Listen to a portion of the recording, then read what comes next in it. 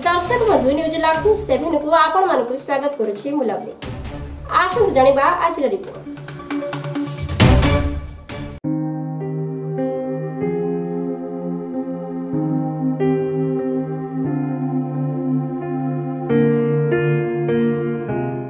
सबु बेले समस्तंक साथी रे देश सेवा फाउंडेशन परिवार सदा सर्वदा रही थांती, जहा कि किछि दिन तले गजपति जिला मोहना ब्लॉक अंतर्गत भौणी नंदिनी पाखे पहुंची थिले दुई भाई जगा पलिया, किंतु दुई भाई केबे का दुख देखि रही पारंतिनी।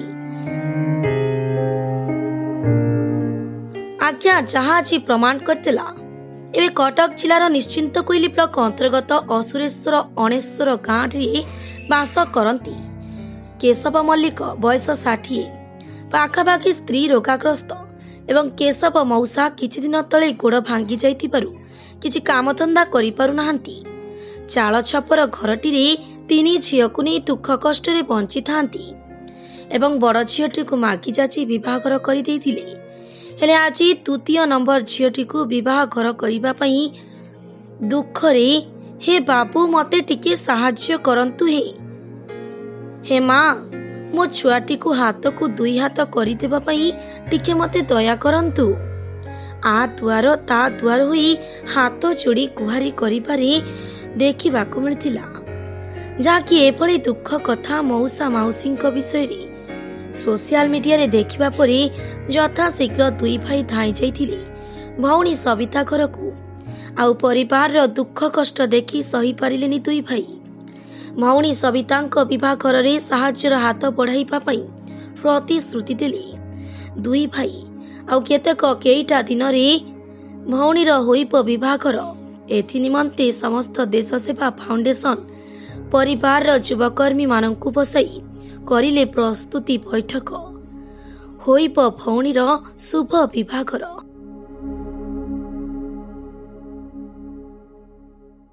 नमस्कार, डीएस फाउंडेशन मो प्रेसिडेंट आमर संपादक आज पहुंचलु असुरेश्वर ग्राम अणसरपुर ग्राम रे केशव मौसा बासभवन में आप देखिपे ये गोटे चाल घर बहुत छोट घर अधा भांगी जाइए।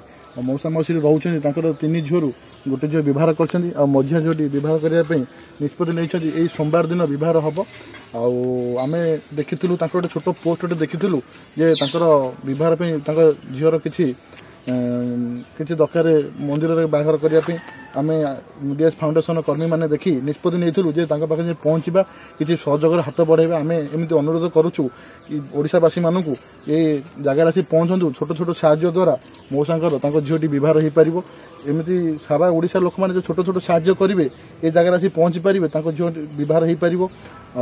चलतु जा देखा घर बहुत असुविधा रोचे मो सहित कथा मौसी सहित कथा केमी से चलुँच केमी कौन से झीटी बहार करने से आगू को जीवे साहाय्य करवा हाथ बढ़ाइबा समस्ते जदि हाथ बढ़ाइबा ताले छोट छोट साहाय्य करने द्वारा झीटी भी बहुत सुखरे रही पारे।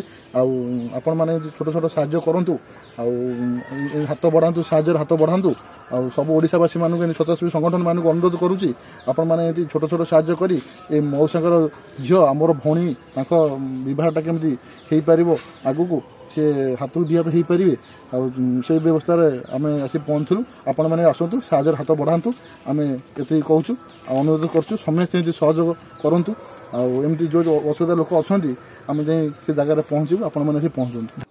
दर्शक बंधु जदि आपण मानकु आज भिडियोटी भल लागिथा भिडियोटी को लाइक कमेंट शेयर करी आम चैनल को सब्सक्राइब करी पाखर थिबा बेल घंटी बजाइबा को जमारी भी भूलिबेनी। एमिति देश दुनियार भल मन्द खबर जानिबा पई आम सह जोड़ी होई रहंतु।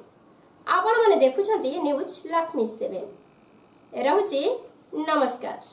पुणी देखाइबो आउ एक वीडियो माध्यम।